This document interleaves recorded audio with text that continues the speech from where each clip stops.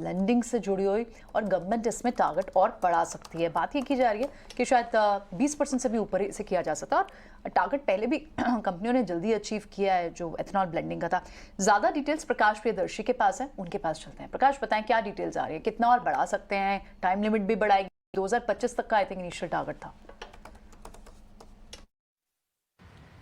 देखिए, सूत्रों के हवाले से हमें एक्सक्लूसिव जानकारी मिल रही है कि सरकार 2025 के बाद 20% एथेनॉल ब्लेंडिंग का जो टारगेट है उसको बढ़ा सकती है और इस मसले पर चर्चा जो है वो शुरू हो गई है। सूत्र हमें बता रहे हैं कि पेट्रोलियम मंत्रालय ने इस मसले पर ऑटो मैन्युफैक्चरर्स के साथ एक बैठक की है, जिसमें ऑटो मैन्युफैक्चरर्स ने सरकार को इस बात की जानकारी दी है कि जो न्यू इंजन्स हैं वो हायर ब्लेंडिंग ग्रेड के लिए तैयार हैं, उसमें रेट्रोफिटिंग की ज़रूरत नहीं पड़ेगी। लिहाजा अगर एथेनॉल ब्लेंडिंग के टारगेट को 20% से बढ़ाया भी जाता है तो कोई दिक्कत नहीं होगी।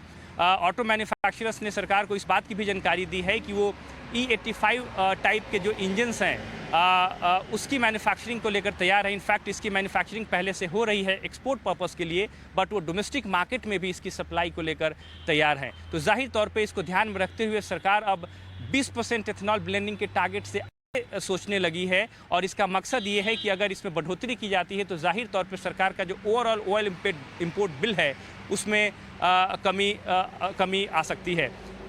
जहां तक एथेनॉल ब्लेंडिंग टारगेट का सवाल है तो उम्मीद ये की जा रही है कि मौजूदा एथेनॉल सप्लाई ईयर में 12% के टारगेट को हासिल कर लिया जाएगा और 20% का जो टारगेट है वो 2025 तक है। इसके लिए सरकार एथेनॉल प्रोडक्शन को बढ़ावा देने के लिए एक नई रणनीति पर काम कर रही है।